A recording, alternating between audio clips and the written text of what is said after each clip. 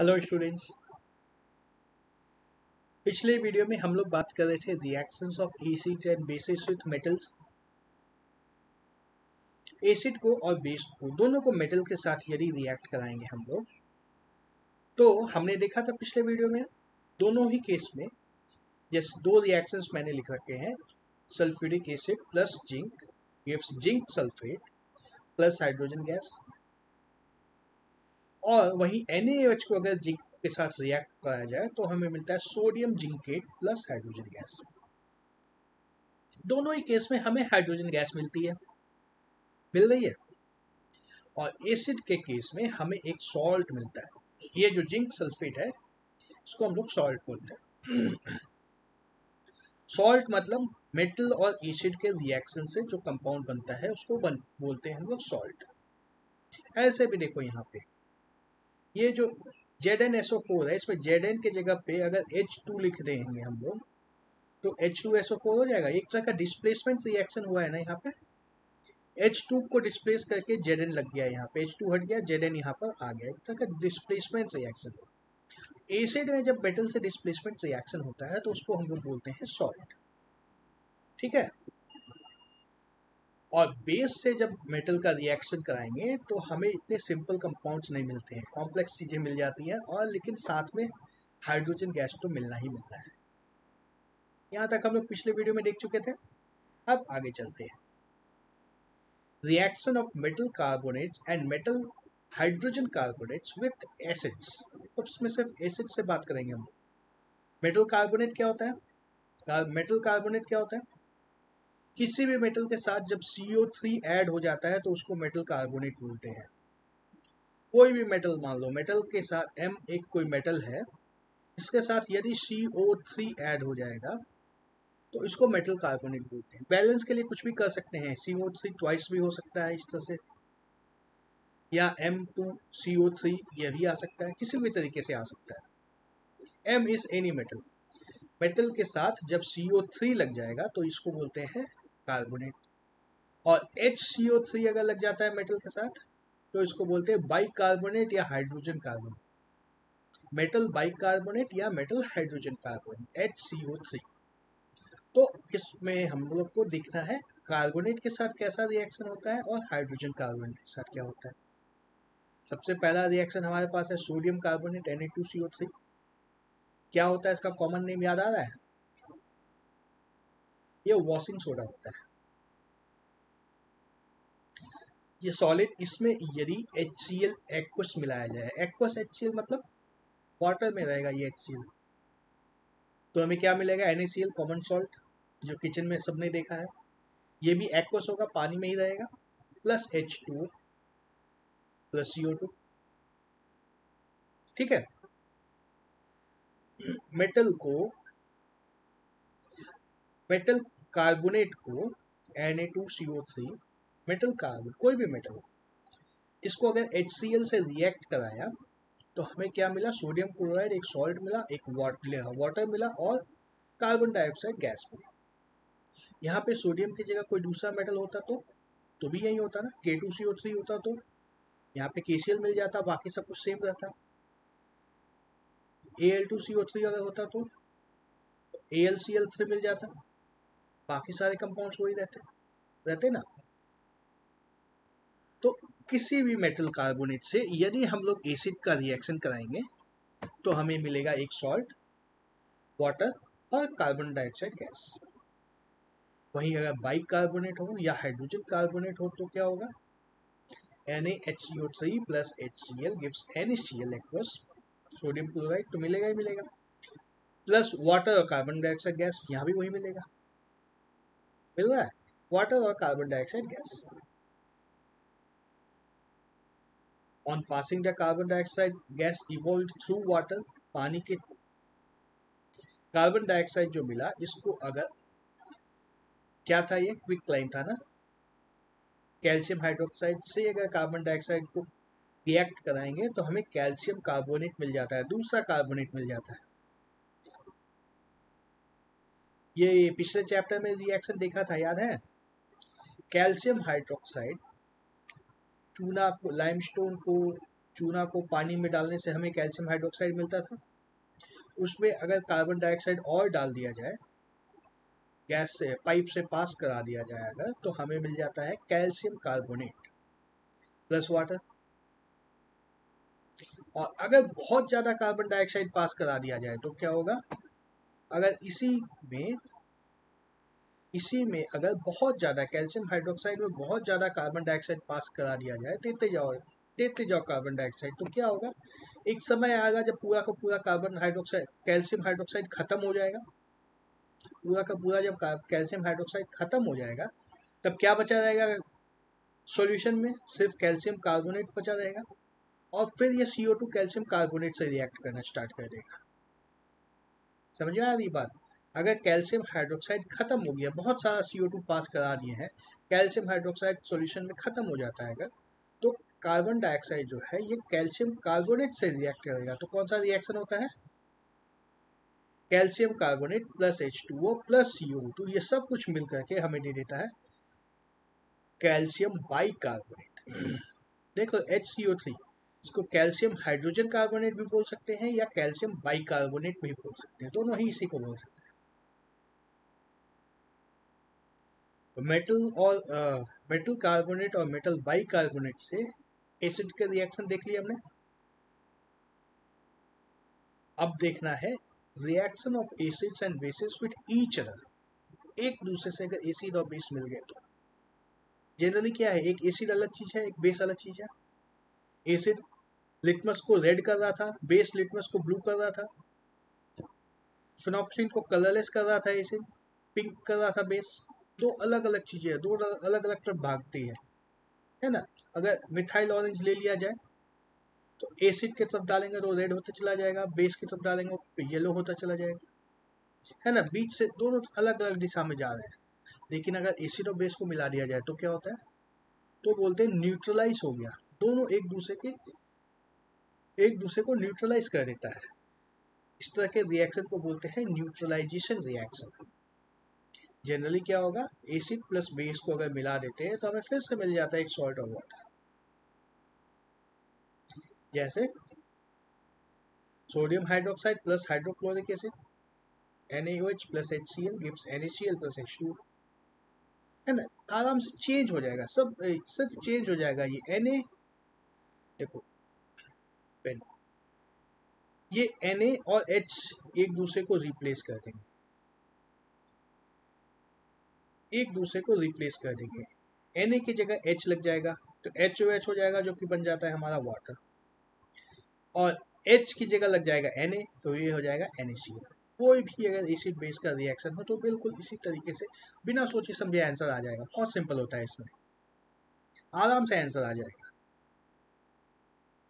और इसी तरह का रिएक्शन हमने देखा था अभी, एसिड का मेटल के साथ भी होता था ना। एसिड का मेटल के साथ भी इसी तरह का रिएक्शन होता है, एक सॉल्ट मिल जाता है हमें, और बेस के साथ भी वैसा ही रिएक्शन होता है। तो अब एसिड के जगह HCl के जगह कोई दूसरा एसिड डाल देंगे तो कोई दिक्कत होगी क्या? सल्फ्यूरिक एसिड डाल देंगे तो सल्फेट मिल जाएगा, सोडियम सल्फेट मिल जाएगा। नाइट्रिक एसिड डाल देंगे तो सोडियम नाइट्रेट मिल जाएगा। जो एसिड डालेंगे वो प्रोडक्ट मिल जाएगा। सोडियम की जगह पोटेशियम डाल देंगे तो पोटेशियम क्लोराइड मिल जाएगा। इस तरह से आराम से चेंज करते जाओ एसिड को या बेस को, और प्रोडक्ट निकलते जाएगा, कोई दिक्कत नहीं होगी। In the neutralization reaction, one H plus ion of acid is neutralized by one OH ion in base. इस नहीं, इन बेस है ना। ये H प्लस आयन इसका और ये OH आयन इसका, ये दोनों मिल करके वाटर बन जाएंगे, ये दोनों न्यूट्रल हो गए, है ना।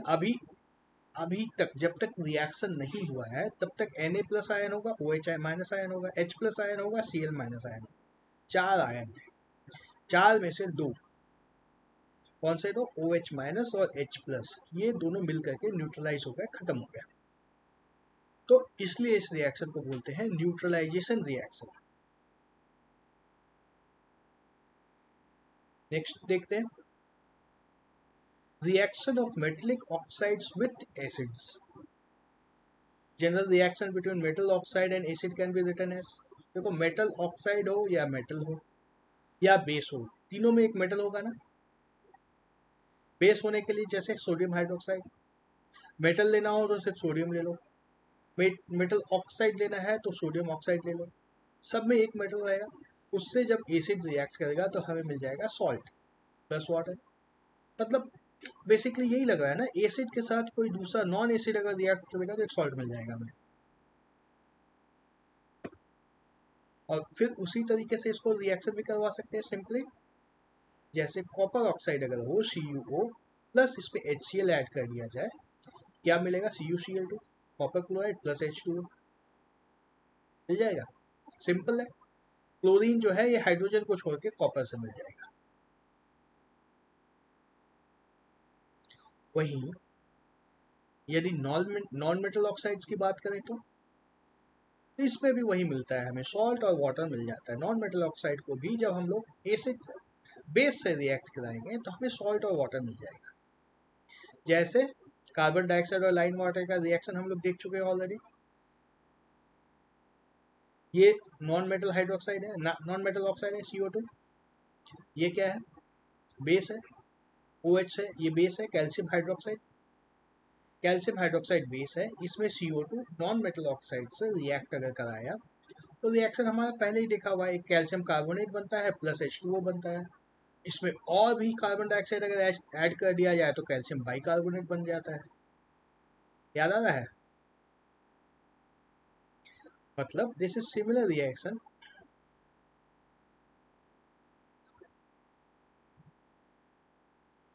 ये एसिड और बेस में जो रिएक्शन होता है उसी तरह का रिएक्शन है। Similar reaction between acid and base भी होता है। मतलब नॉन मेटल ऑक्साइड जो है एसिडिक इन नेचर होते हैं। नॉन मेटल ऑक्साइड कोई भी ले लो, वो सभी एसिडिक इन नेचर होते हैं। तो अब हमने बहुत सारी चीजें देखी एसिड के बारे में, बेस के बारे में। अब कुछ ऐसी चीज देखते हैं जो हर एक एसिड और हर एक बेस में कुछ कॉमन हो। कुछ लग रहा है सभी एसिड में भी जो प्रॉपर्टी हो और सभी बेस में भी हो, कुछ हो सकता है क्या ऐसा? हो सकता है, बिल्कुल हो सकता है। बुक की एक्सरसाइज है, एनसीईआरटी बुक जिनके पास होगी उन्होंने देखा होगा। इस तरह का एक सेटअप दिया हुआ है लैब में। क्या है? एक ये वाटर में कुछ सॉल्यूशन है। सॉल्यूशन यहाँ पे डाइल्यूट HCl दिया हुआ है, कोई भी सॉल्यूशन डाल सकते हैं हम लोग इसमें। कोई भी मतलब एसिडिक हो या बेसिक हो, और कोई दूसरा सॉल्यूशन नहीं डालना है। एसिडिक या बेसिक सॉल्यूशन इसमें डाल सकते हैं। इस सॉल्यूशन में नीचे एक रबर कॉक रखा गया है और उसमें 2 आयरन नेल्स को फिक्स कर दिया गया है इस तरीके से। मतलब दोनों आयरन नेल्स अलग अलग है, इन दोनों के बीच में कोई कंडक्टर तो है नहीं। रबर कॉक लगाने का मकसद यही है कि दोनों अलग अलग रहे, एक दूसरे से टच ना हो, कंडक्टर ना हो दोनों के बीच में कोई। और फिर इसको वायर से कनेक्ट कर दिया। एक बैटरी है, उसके बाद बैटरी के बाद बल्ब है, बल्ब के बाद स्विच है, और फिर ये ला करके दूसरे नेल में जोड़ दिया गया है। क्या लगता है इसमें जब स्विच को ऑन करेंगे तो करंट फ्लो करना चाहिए या नहीं? करंट फ्लो कर रहा है या नहीं कर रहा है कैसे पता चलेगा? बल्ब को देख के पता चलेगा। अगर करंट फ्लो करेगा मतलब बल्ब जल जाएगा, करंट फ्लो नहीं करेगा मतलब बल्ब नहीं जलेगा। तो इस सेटअप में अलग अलग चीजें, जैसे अभी डाइल्यूट HCl है, फिर कैल्शियम हाइड्रोक्साइड भी डाल सकते हैं, सोडियम हाइड्रोक्साइड भी डाल सकते हैं, सल्फ्यूरिक एसिड भी डाल सकते हैं। अलग अलग एसिड और बेस सब कुछ डाल करके ट्राई करना है बल्ब जलता है या नहीं जलता है। क्या लगता है?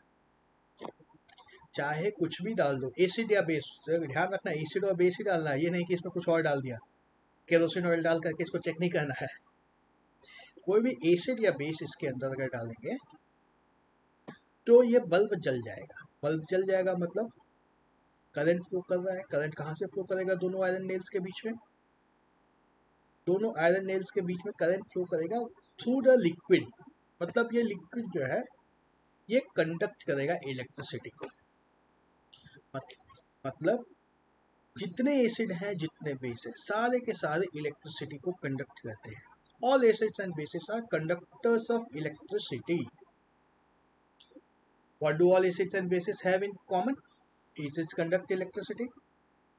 कैसे कंडक्ट करते हैं इलेक्ट्रिसिटी को?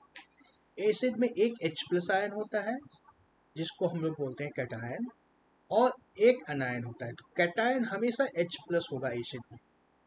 एसिड जहां भी हो उसमें कैटायन H प्लस होगा। एसिड मतलब H प्लस कैटायन। और एनायन बहुत सारे अलग अलग हो सकते हैं। क्लोरिक हाइड्रोक्लोरिक एसिड है तो उसमें Cl माइनस होगा। HNO3 है तो उसमें NO3 माइनस होगा।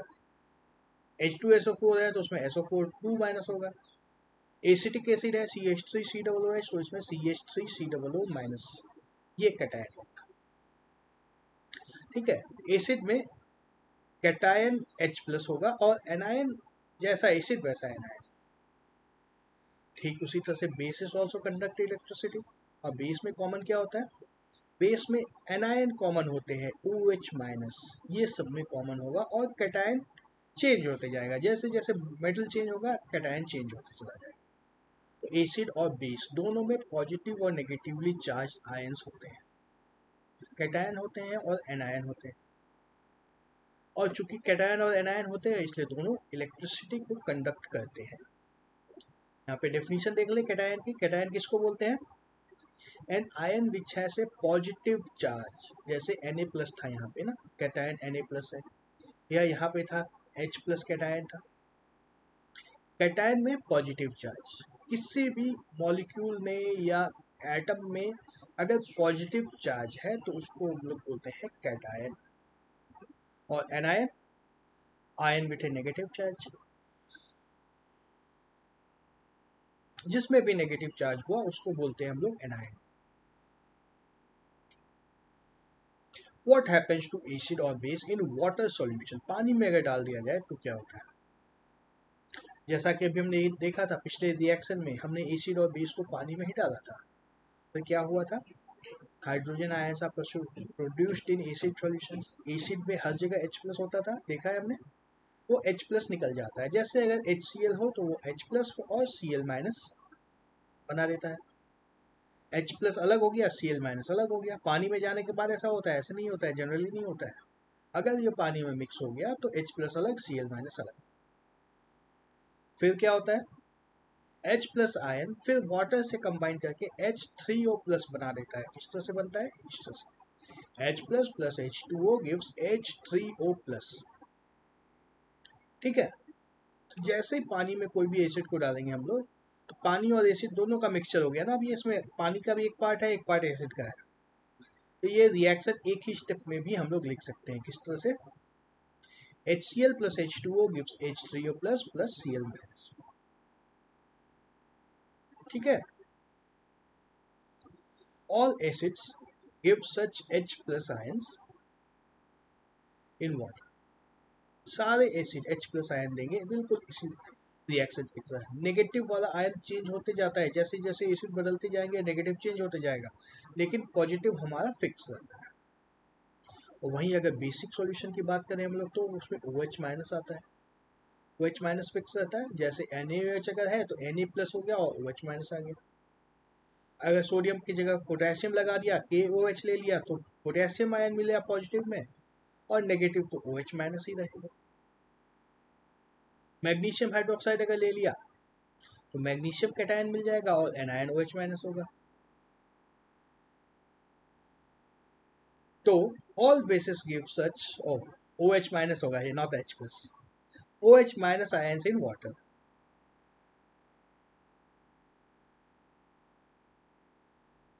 All basis do not dissolve in water, सारे के सारे बेस वाटर में सॉल्युबल नहीं होते हैं। कुछ बेसिस हैं जो पानी में सॉल्युबल होते हैं। And alkali is a base that dissolves in water. Alkali, जो बेस पानी में डिसॉल्व हो गया उसको बोलेंगे alkali. They are soapy to touch and bitter and corrosive. ये एल्कली का डेफिनेशन है, कभी कभी आता है यहाँ पे। एल्कली सोपी होता है, बिटर होता है, बिटर तो सारे बेस होते हैं, कोरोसिव जंग लगा देंगे किसी भी चीज में। तो अब आता है न्यूट्रलाइजेशन रिएक्शन। एसिड में क्या होता है? हमें H प्लस आयन मिल जाता है, बेस में क्या मिलता है? OH माइनस आयन मिलता है। ये दोनों मिलकर के वाटर बना देते हैं। ये एसिड और बेस का जब भी रिएक्शन कराएंगे तो वाटर तो ये आ गया, और जो बच गए दोनों कैटायन और एनायन वो मिलकर के एक सॉल्ट बनाते हैं। H plus ions are produced from acids, OH minus ions are produced from base. जैसे अब ये ले लो H और X, हाइड्रोजन के बाद Cl, X को Cl रख सकते हैं या NO3 रख सकते हैं, कुछ भी हो सकता है, ये एसिड कुछ भी हो सकता है। जो x है, यहाँ पे कुछ जैसे जैसे x बदलते जाएंगे एसिड बदलता जाएगा। उसी तरह से MOH, OH फिक्स रहता है। M जो है ये मेटल बदलते जाएगा, सोडियम हो जाए, पोटेशियम हो जाए, मैग्नीशियम हो जाए, एल्युमिनियम हो जाए, कुछ भी हो जाए, मेटल बदलता जाएगा। तो जैसे किसी भी एसिड को किसी भी बेस से जब रिएक्शन कराएंगे तो H और OH मिल करके तो ये HOH वाटर मिल गया यहाँ पे, और ये M और X एक दूसरे से रिएक्ट करके MX बना देते हैं। ठीक है, ये इस तरीके से X और M रिएक्ट करके MX बना देते हैं, और वाटर तो साथ में मिलता ही है। तो this reaction is highly exothermic. Highly exothermic मतलब बहुत सारी एनर्जी प्रोड्यूस होती है। अचानक से अगर एसिड में बेस डाल दिया तो एक्सप्लोड कर जाएगा, जल सकते हो, इधर उधर सब जगह फैल जाएगा, वोल्केनो हो जाएगा। तो इस तरह के रिएक्शन सडनली नहीं कराने होते, बहुत ही ग्रेजुअली थोड़ा थोड़ा सा डालना रहता है। इसी तरह से यदि एसिड में पानी को मिक्स करना है, एसिड को यदि डाइल्यूट करना है, तो एसिड में पानी नहीं डालते हम लोग, पानी में थोड़ा थोड़ा करके एसिड डालते हैं। पानी में एसिड को डालना है, एसिड में पानी नहीं डालना है। ये रिएक्शन भी एक्सोथर्मिक होता है। इस वीडियो में इतना ही, बाकी अगले वीडियो में देखते हैं। तब तक के लिए